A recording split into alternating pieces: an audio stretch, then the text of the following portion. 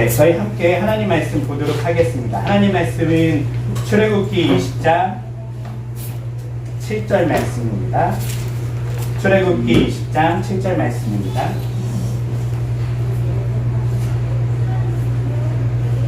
네, 다 같이 한 목소리로 같이 읽도록 하겠습니다. 함께 읽겠습니다. 너희는 너희 주 하나님의 이름을 함부로 부르지 말라. 나는 주 이름을 함부로 부르는 자들을 가만히 두지 않겠다. 아멘. 우리가 1월 달에 조금 예수님에 대해서 우리가 함께 좀 살펴보았었고요. 이제부터는 다시금 출애굽기로 돌아와서 십계명을 다시금 하고 있어요. 근데 십계명을 한 지 조금 오래돼서 다시 한번 조금 앞에 부분들을 정리해 드릴게요. 보통 우리가 십계명이라고 배우면 어떻게 구분하냐면 1에서 4계명까지 그리고 5에서 10계명까지 이렇게 구분해서 십계명을 둘로 나눠요. 그래서 1에서 4까지는 무엇을 향한 계명이라고 얘기하죠? 하나님을 향한 계명이라고 얘기하고, 또 5에서 10계명까지는 우리 이웃 간의, 사람들 간의 관계를 이야기한다라고 우리는 배워왔어요. 그런데 실제 말씀을 깊이 들어가 보면요, 살짝 다를 수 있어요. 무엇이 다르냐면요, 우리가 보통 구약이라는 것을 생각할 때에 구약하면 사람들은 이렇게 생각해요. 하나님은 이기적이고 어떻게 보면 자기만 사랑받기 원하고 어떤 그런 모습으로 하나님을 생각하는 사람들이 있어요. 그래서 다른 신은 다 섬기면 안 되고 오직 나만 섬겨야 되고, 흔히 얘기하는 나만 바라봐 뭐 이렇게 얘기하는 하나님이라고, 질투하는 하나님이라고 그렇게만 생각할 때가 있어요. 그런데 실상 이 십계명 안에는요, 하나님에 대한 오해를 풀 수 있는 많은 단서들이 있어요. 특별히 이 하나님을 향한 계명인 1에서 4계명까지는요, 우리가 잘 살펴보면 이것이 정말 하나님을 위한 계명인가? 라는 질문을 던질 만큼 고대 근동에 있는 사람들에게는 오히려 이것은 이웃을 향한 계명이었다는 거예요. 무슨 말이냐면요, 우리가 잘 아는 제1계명과 2계명은 너는 나 외에 다른 신을 섬기지 말라. 그리고 2계명에서는 뭐라고 얘기하죠? 우상을 만들지 말라라고 얘기를 해요. 그렇다면 당시에 지금 이스라엘 백성들은 출애굽하기 이전에는 어디에 살고 있었죠? 이집트에 살고 있었어요. 이집트에 있는 신들과 그리고 아직 그들이 하나님을 만나기 전에 알고 있었던 신들, 고대 근동에 있는 바알이라든지 아세라라든지 이런 신들과 과연 하나님은 어떻게 다르시길래 하나님 외에는 다른 신을 섬기지 말라고 했을까요? 먼저 생각해 보세요. 이집트에 있는 신은 굉장히 많아요. 모든 자연들이, 태양이 다 신이에요. 그 중에서 가장 눈에 보이는 신이 누구죠? 파라오죠. 왕이 그들에게는 신적인 존재예요. 신의 통치자로서 어떻게 보면 신의 몸을 입고 이 땅에 온 어떤 모습이에요. 우리가 생각하는 성육신과 비슷한 개념이기는 한데, 그들이 생각하는 그 육신을 입은 그 신은요, 인간을 어떻게 대하죠? 우리가 잘 알고 있잖아요. 그 신이 뭘 만들죠? 결국은요, 지금까지 남아있는 피라미드를 만들었어요. 그 피라미드는 여러분들 아마 이집트에 가보시면 피라미드가 얼마나냐면 사람보다 커요. 돌 하나가요. 네. 그리고 거의 방 하나만 해요. 쉽게 작은 방 하나만한 돌로 쌓아 올린 거예요. 어마어마하게. 이것을 누구의 노동력으로 이 돌을 쌓아 올렸을까요? 사람들의 노동력이에요. 그 파라오가 쌓아 올린 게 아니에요. 자신의 어떻게 보면 4, 5세기 이후에 자신의 집을 위해서 사람들을 평생, 이거 1, 2년에 끝나는 게 아니에요. 공사가요, 어떤 사람에게는 태어나자마자 죽을 때까지 그 공사만 하다가 죽어요. 그럴 만큼 사람들을 학대하고 괴롭히었던 신이 바로 파라오였죠. 그리고 우리가 잘 아는 것처럼 출애굽기에 이스라엘 백성들도 그 괴롭힘을 당했었어요. 이스라엘 백성들이 힘들다 그러니까 어디서 힘들다는 소리를 하느냐, 그들에게 지푸라기도 주지 말아라. 그들이 이제 재료까지 구해서 그 공사를 완료하게 해라라고 더욱더 괴롭혔던 신이 바로 파라오죠. 이렇게 당시 고대 근동에 그들이 섬겼던 신들은요, 백성들에 대해서 무자비하고요, 뿐만 아니라 우리가 잘 아는 바알신 같은 신이 있어요. 우리가 잘 아는 메소포타미아와 그 근동 지역에 있었던 신이었죠. 가나안 지역에 있었던 신이었어요. 제가 시리아에 지금으로부터 한 15년 전에 가본 적이 있는데요. 거기에 이제 직접 그 신전을 가보았어요. 바알 신전이 있어요. 아직도 남아있어요. 그 신전에서는 어떤 제사가 드려졌냐면요, 물론 기본적으로 동물들도 많이 드렸어요. 하지만 중요한 시기에는 뭘 드렸을까요? 사람이에요. 어떤 사람을 드렸을까요? 부자와 건강하고 힘 있는 남자를 드렸을까요? 아니요. 그 사람들은 저항할 수 있잖아요. 그러니까 누구를 드렸을까요? 힘없는 어린아이들을 제물로 바쳤어요. 힘없는 여성들을 제물로 바쳤어요. 힘없는 과부를 제물로 바쳤어요. 이런 이야기는 멀리만 있는 이야기가 아니에요. 우리나라 우리가 알고 있는 고전 중에 신청전이라는 어떤 이야기들 있죠. 우리나라도 어떻게 했었죠? 제물을 바쳐요. 바다가 흉흉하면요, 제물을 바치는데 귀한 어떤 거기 있는 어부가 직접 들어가나요? 아니에요. 어떻게 제물을 바치죠? 동네에 힘없는 아이, 부모 없는 아이, 장애를 가진 부모 밑에 태어난 아이를 돈 주고 사요. 그리고 그 아이를 잡아다가 물에다 던져버려요. 누구를 감동시키기 위해서요? 욕망을 감동시키기 위해서요. 이게 바로 당시, 또 어떻게 보면 그 지역뿐만 아니라 전 세계에서 일어났던 다른 신을 섬긴다는 자들이 벌였던 짓들이에요. 누구를 괴롭혔죠? 하나님의 형상인 사람을 괴롭히고, 특별히 약한 자들을 잡아다가 괴롭혔던 그런 모습들이 이방 신에게서 나타나요. 하나님께서는 출애굽한 이유가 있잖아요. 출애굽한 이유는요, 그들을 가나안 땅에 보는 것뿐만 아니라 그들을 억압과 압제에서 구출해서 하나님의 백성으로 삼는 거였어요.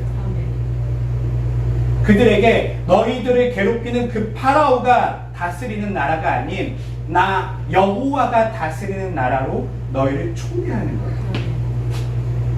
이스라엘 백성들에게 그렇기 때문에 하나님께서는 얘기하신 거예요. 이제 다른 신을 섬기지 마. 그 신은 너희들을 괴롭힐 뿐만 아니라 너희의 이웃을 괴롭힐 것이고, 인간을 어떻게 보면 잔인하게 괴롭히는 사랑이 없는 신이야 라는 것을 말씀하시는 거예요. 만약 하나님께서 그들에게 나 외에 다른 신을 섬겨도 돼 라고 얘기하는 그 자체가 실제로는 하나님께서는 아주 나쁜 신이라고 얘기하는 거예요. 하나님이 선하신 분이라면 그 신들에게 떨어져라고 얘기하는 것이 맞다는 것이죠. 두 번째는 우상도 똑같은 거예요. 사실 1계명과 2계명은 연결되어 있죠. 그 신을 섬기고 그들은 우상을 만들어서 더 쉽게 섬기려고 했어요. 쉽게 섬긴다는 것은 무엇이냐면, 우상을 만들면, 신의 형상을 만들면요, 이제 이 우상은 누구의 통제를 받게 되죠? 우상을 만든 인간들의 통제를 받게 돼요. 다른 말로 하면요, 인간의 욕망과 죄악을요, 이 우상에게 부탁하는 거예요. 그리고 이 우상을 통해서 자신의 소원을 성취하고자 하는 것이 인간들의 모습이에요. 그런데 우리가 지난주 같이 좀 나눈 것처럼 인간들이 어떤 이런 샤머니즘이라든지 무당을 찾아간다든지 우상을 섬기는 데는 어떤 이유로 그 섬김을 하게 되죠? 네, 자신을 위해서예요. 사실은 자신의 부와 명예와 욕망과 건강과 자신의 이익을 위해서 우상을 만들고 섬기지, 이웃 사랑하기 위해서 우상 만드는 사람은 없어요. 다른 사람을 위해서 희생하기 위해서 우상을 만드는 사람은 없어요. 누구 잘 되라고요? 나. 조금 더 나으면 사실 가족도 나의 일종이잖아요. 내 가족 잘 되기 위해서 우상을 만들고 섬겨요. 하나님은 그것을 그만두게 하셨죠. 왜냐하면 그 행위 자체가요, 불순할 뿐만 아니라 그 행위를 하고 있는 그들의 욕망에는요, 이기적인 그들의 마음이 거기 있다는 거예요. 그래서 우상을 만들지 마. 이렇게 하나님께서 말씀하셨죠. 십계명은 예수님께서 어떻게 그들을 다시 한번 해석하시냐면 율법사와의 대화에서 이렇게 얘기해요. 누가복음 10장 25절에서 28절의 말씀에 보면 하루는 어떤 율법교사가 예수를 떠보려고 이렇게 물었다. 선생님, 사람이 영원한 생명을 얻으려면 어떻게 해야 됩니까? 예수께서는 그들에게 되물으셨어요. 모세의 율법에는 어떻게 하라고 되어 있소? 그 율법교사가 이렇게 대답했어요. 내 마음을 다하고 내 목숨을 다하고 내 힘을 다하고 내 뜻을 다하여 주 너의 하나님을 사랑하라 하였고 또 내 이웃을 내 몸과 같이 사랑하라 하였습니다. 예수께서 말씀하셨습니다. 옳소, 그렇게 행하시오. 그러면 영원한 생명을 얻을 것이오. 예수님께서 이것을 지금 율법교사와의 대화에서 율법, 십계명을 어떻게 해석하냐면요, 하나님을 사랑하고 이웃을 사랑하는 것으로 해석해요. 그런데 이 해석에 대한 말씀은요, 결국은 예수님께서 뭐라고 어떻게 결론을 지으시냐면, 내가 이제 새 계명을 너에게 주노니 뭐라고 얘기하죠? 서로 사랑하라. 사랑하라. 이제 하나님 사랑하는 얘기 아니에요. 서로 사랑하라. 왜죠? 예수님께서 왜 하나님을 내 몸과 같이 사랑하라 라는 말씀을 다시 얘기 안 하시고 내 이웃을 사랑하라고 얘기하셨죠? 예수님은요, 정확하게 십계명을 다시 해석하시는 거예요. 하나님을 사랑하는 것, 그것은 실제로는 내 이웃을 사랑하는 것으로 나와야 된다는 거예요. 하나님은 너희들에게 왜 사랑하라고 했냐면, 하나님이 사랑이 부족해서가 아니에요. 하나님을 사랑하지 않는 사람들은요, 내 이웃도 사랑하지 않아요. 이게 어떻게 보면 아주 원인이자 결과예요. 하나님을 사랑하지 않으면 이웃을 사랑할 수 없어요. 하나님을 사랑하지 않는데 이웃을 사랑한다 하는 사람들은요, 이웃을 사랑한다 말하지만 자기의 어떤 욕망과 이익이죠. 내가 선하게 보이고 싶어서, 내가 누군가보다 좀 더 나은 사람이 되고 싶어서 이웃을 섬기는 모습을 보여줄 뿐, 그들의 마음에는 여전히 자기가 어떻게 비춰지는가도 굉장히 중요해요. 겉보기에는 좋은 모습이죠. 맞아요. 그 모습도 안 하는 것보다는 나을 수 있어요. 하지만 그 모습의 중심에도 여전히 자신을 향한 이기심, 다른 말로 하면 자신을 섬기고 있는 거예요. 이웃을 섬기면서 자신도 섬기고 있는 거예요. 하나님은 이런 것들을 아시고 우리에게 이렇게 십계명을 주신 거예요. 그리고 이 십계명은요, 예수님께서는 이것을 10개로 나누지 않고 너희가 사랑하라 라고 말씀하신 것은 무슨 차이가 있냐면요, 십계명은 뭐라고 얘기하죠? 주로 하지 말라예요. 뭐 하지마, 뭐 하지마, 뭐 하지마, 뭐 하지마 이렇게 얘기하고, 예수님 뭐라고 얘기하시죠? 뭐해, 사랑해 라고 얘기하세요. 부정하는 것과 긍정하는 어떤 지금 계명이 서로 상충돼서 나와요. 예수님은 새 계명을 주노니 너희가 사랑하라 라고 말씀하시면서 긍정문으로 얘기하시고요, 그리고 십계명은 하지 말라 라고 얘기하면서 부정적으로 얘기하세요. 부정적으로 얘기하는 건 어떤 뜻이 있을까요? 엄마가 아이들에게 네? 그렇죠, 잘 봐요. 너 오늘 뭐 친구를 때리지 마 라고 얘기하는 거는 친구를 때리지 말라는 게 중요한 건가요? 아니면 그 외에 다른 의미가 숨어 있나요? 친구를 때리지 말라는 거는 다른 말로 하면 친구와 사이좋게 지내라는 거예요. 근데 왜 부정문으로 엄마는 아이에게 얘기했을까요? 왜? 여러분들 다 해보셨잖아요. 왜 부정문으로 얘기했을까요? 최소한이에요, 그거. 친구와 사이좋게 지내는 걸 엄마는 바라지만 최소한 때리지는 마예요. 그것까지는 하면 안 되라는 거 얘기하는 거예요. 네, 최소한이에요, 최소한. 부정문에는요, 최대한을 얘기하는 게 아니에요. 최소한이에요. 마지막, 여기까지는 네가 넘으면 안 돼. 그래, 네가 잘 못할 수도 있지만 여기까지 넘어오면 안 되라는 어떤 기준선을 얘기해 주고 있어요. 십계명도 다 비슷해요. 십계명도요. 최소한 이것만은 너희가 지켜라 합니다. 너희가 하나님의 백성이 될 것이라면 십계명은 누구에게 주어졌죠? 출애굽한 이스라엘 백성이에요. 이스라엘 백성은 이제 하나님의 나라를 만들어 가야 돼요. 그런데 이 백성들에게 최소한의 규칙을 주시는 거예요. 이것만은 너희가 범하면 안 돼. 그 중에 하나가 아까 얘기한 우상에 대한 이야기, 다른 신에 대한 이야기. 왜냐하면 그것을 넘어서는 순간 그 나라는 더 이상 하나님 나라가 아니에요. 그리고 지금 오늘 우리가 보는 말씀은 뭐냐면 하나님의 이름을 함부로 부르지 마라고 얘기했어요. 예수님은 뭐라고 표현했다고 했죠? 긍정문으로 표현했어요. 예수님은 주 하나님의 이름을 함부로 부르지 말라는 이 십계명을 예수님께서 만약에 예수님의 언어로 다시금 긍정문으로 이야기하시면 뭐라고 얘기하실까요? 네, 크게 얘기해 주시죠. 서로 사랑하라. 예, 맞아요. 서로 사랑하라. 조금 더 디테일하게. 이 전체는 서로 사랑하라는 걸 이야기하는데 하나님의 이름을 함부로 부르지 마라고 얘기하는 것. 아까 얘기한 것처럼 친구를 때리지 마라고 얘기한 것처럼 그 의미는 뭘 얘기하냐면 친구와 사이좋게 지내라고 얘기한 것처럼 이 하나님의 이름을 함부로 부르지 말라는 의미는 어떤 긍정문으로 바꿀 수 있을까요? 여러분들이 이걸 아셔야지만 어떻게 보면 하나님 나라 백성으로서 그 법을 최소한으로 지키는 어떤 마지못해 지키는 사람들이 아닌 적극적으로 하나님 나라 백성으로 살 수 있다는 거예요. 네, 하나님의 사랑하라. 조금 더 디테일하게 얘기하면 하나님의 이름을 함부로 부르지 마. 왜요? 왜? 우리는 하나님의 이름을 함부로 부르지 말고 어떻게 행하라는 거예요?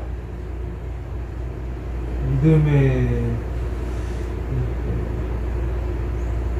행동으로 행동하라. 믿음의 행동을 행동하라.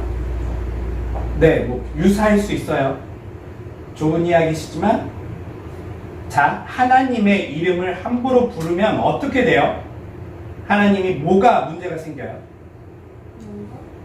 맞아요. 영광의 문제가 생겨요. 다른 말로 하면 하나님의 영광을 실추시키지 말라는 얘기예요. 네. 이걸 긍정문으로 바꿔볼게요. 그럼 어떻게 해야 되죠? 하나님의 영광을 실추시키지 말라를 긍정문으로 바꾸면 하나님의 영광을 드러내라. 그렇죠. 여러분 이제 십계명을 보실 때마다 이걸 그냥 보면서 맞아, 하나님의 이름을 함부로 부르지 말아야지 라고 생각하신다면 어쩌면 여러분들은 율법을 완성하는데 실패하게 돼요.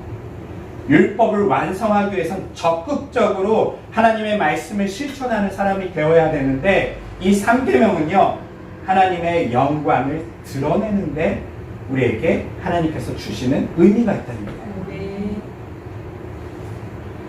이걸 한번 다시 우리 시대로 와서 또 과거부터 한번 생각해요.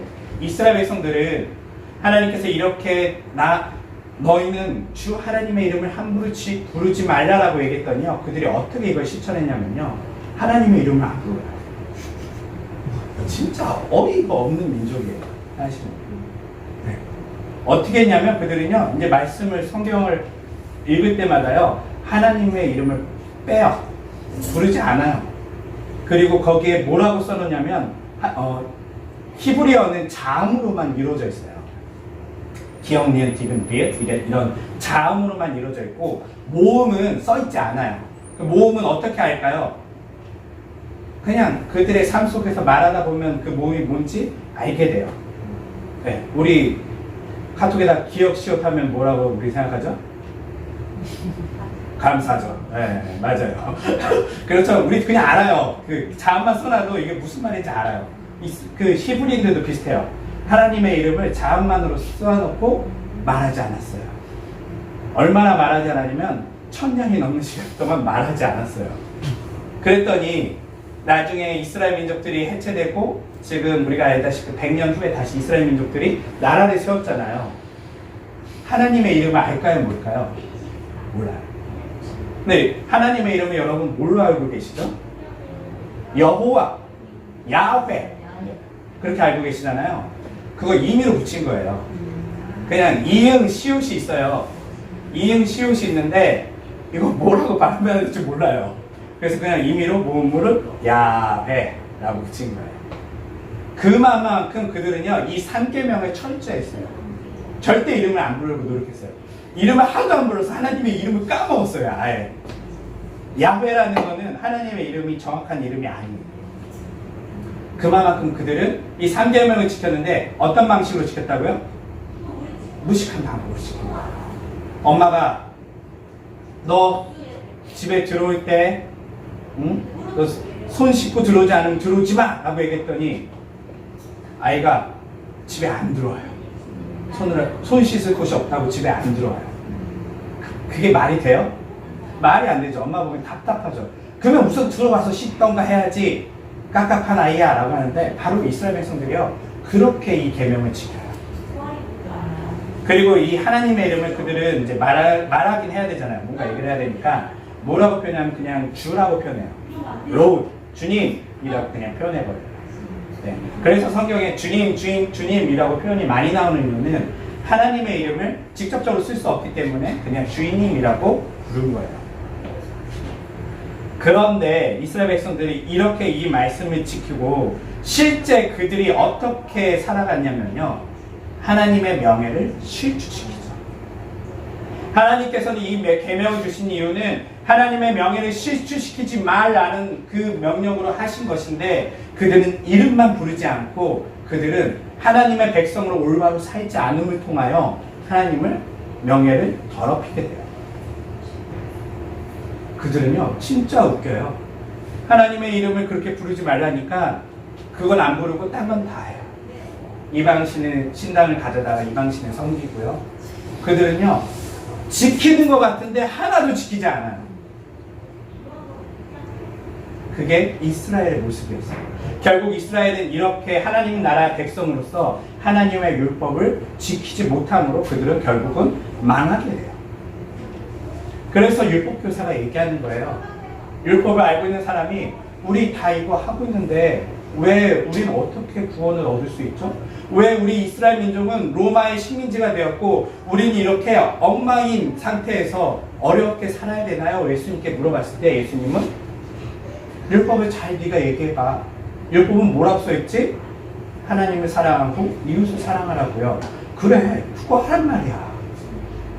율법을 지키는 게 중요한 게 아니라 적극적으로 실천하는 것, 긍정적으로 긍정문으로 바꿔서 그 하나님의 뜻을 이행하는 것이 더 중요하다는 거예요. 오늘날 많은 그리스도인들도 이렇게 살아가죠. 율법을, 하나님의 말씀을요 아주 단순화시켜서 살아가요. 그래서 그것이 마치 그렇게 살아가면 그것을 통하여 자신이 잘하고 있다라고 생각을 하죠. 예를 들면 우리는 기도합니다. 기독교인들. 네, 기도하는 것은 중요하죠. 성경에 주님이 기도하라고 그랬고 너희는 항상 하나님께 아뢰라라고 말씀했기 때문에 우리는 기도를 해요. 그런데 기도하면서 뭐 하고 있죠? 우상을 섬기고 있어요. 나의 욕망을 드러내고요. 기도하면서 어떻게 하면 하나님을 내가 통제할 수 있을지, 심지어는 어떤 기도에는요 이렇게 기도하면 하나님이 잘 들어주신다고 말하는 기도에도 있어요. 제가 보면서 어이가 없어요. 모든 교회가 아주 잘 동참해요. 막 그런 기도예요. 하나님이 이렇게 하면 잘 들어주신대. 하나님이 이렇게 하면 잘 들어주신대. 어떤 사람들은요 24시간 기도해요. 왜요? 24시간 기도하면 하나님이 그 기도에 더욱더 잘 들으시기 때문에. 어떤 사람들은요 다니엘이라는 어떤 사람의 기도를 따라서 기도해요. 왜요? 그렇게 기도하면 하나님이 잘 들어주실 거라고 믿기 때문에. 어떤 사람은요 새벽 기도를 빼먹지 않고 기도해요. 왜요?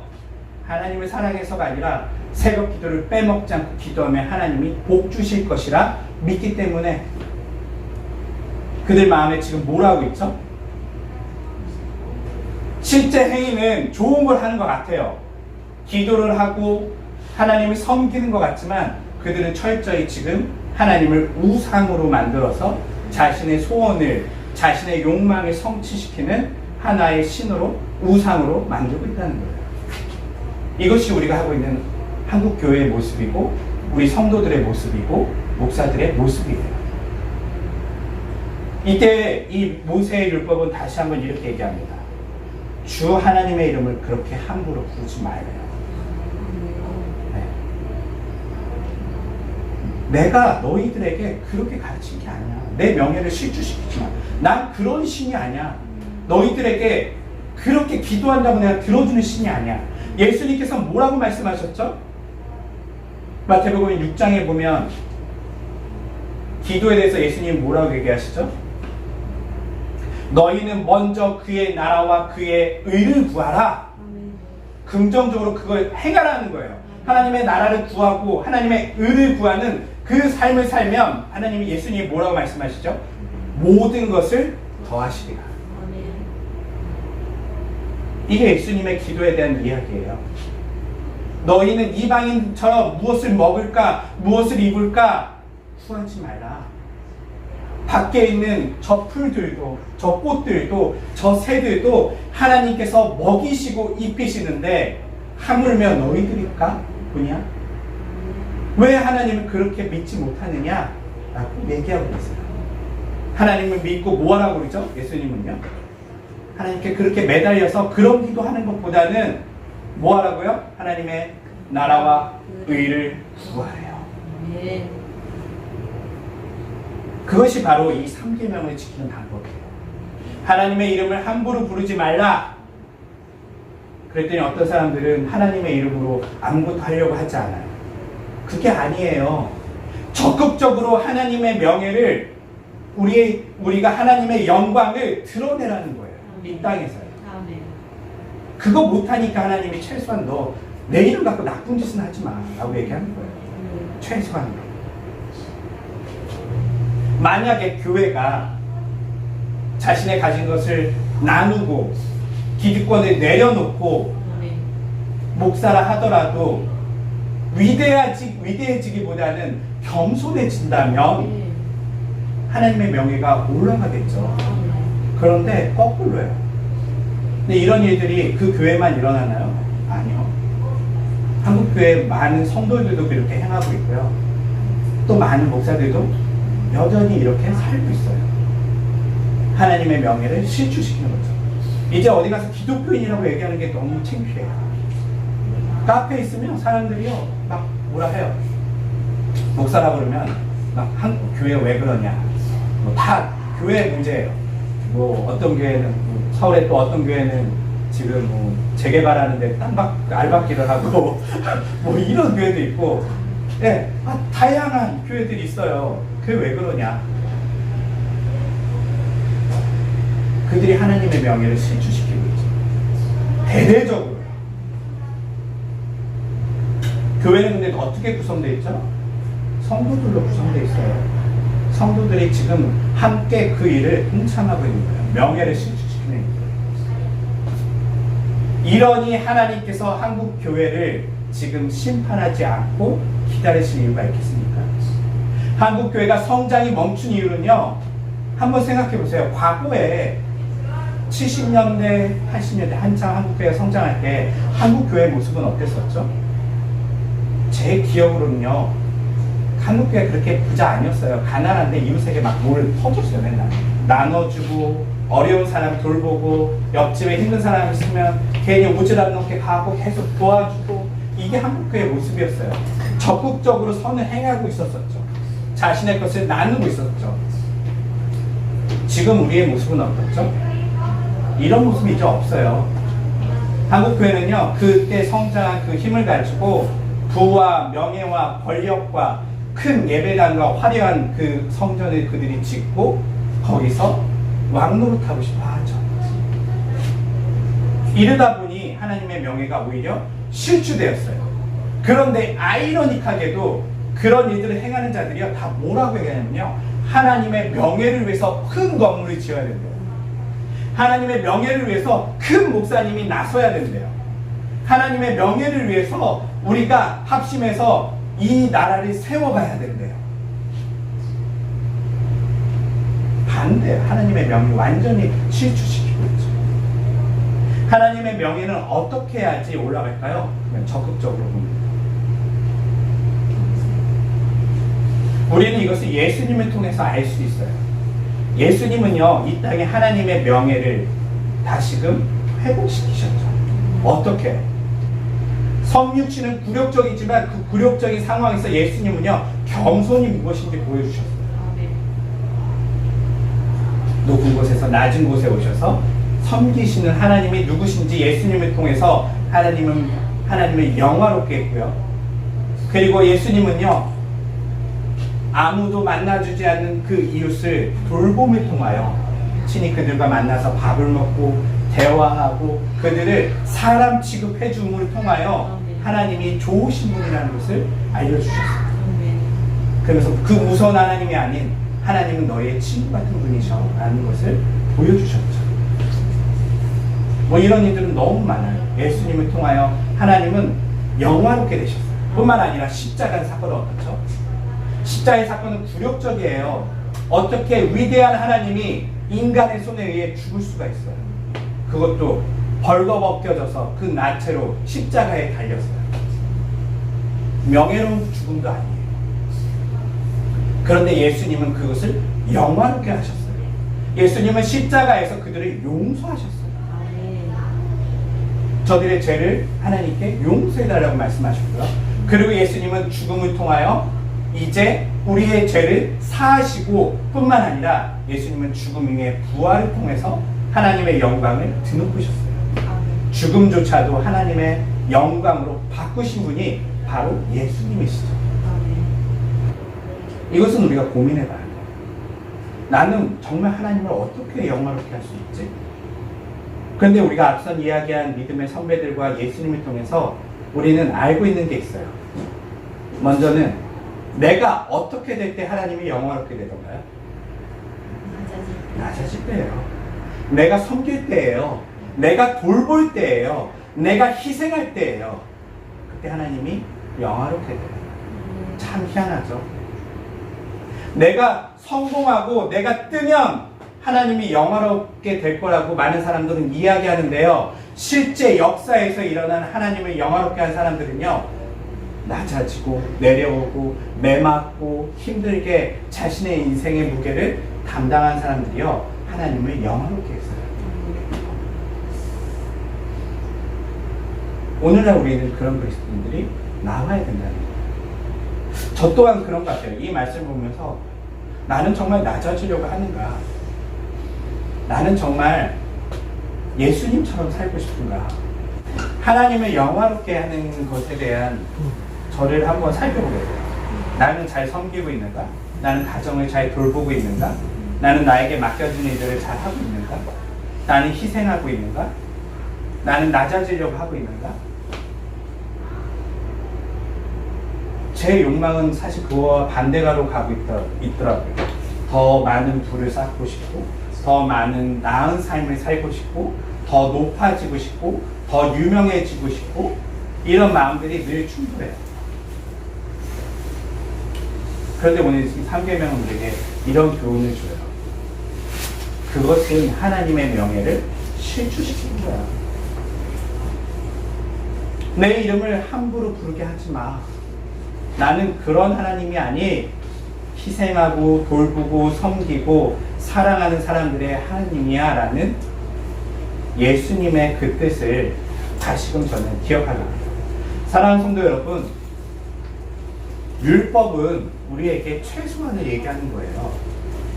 먼저 우리는 지금 아마 앉으시면서 나는 그래도 하나님의 이름을 더럽힌 적은 없어, 명예를 실추시킨 적은 없어 라고 안심하실 수 있어요. 아니에요. 거기서 멈추시면 안 돼요. 예수님이 뭐라고 했다고요? 적극적으로 의를 행하래요.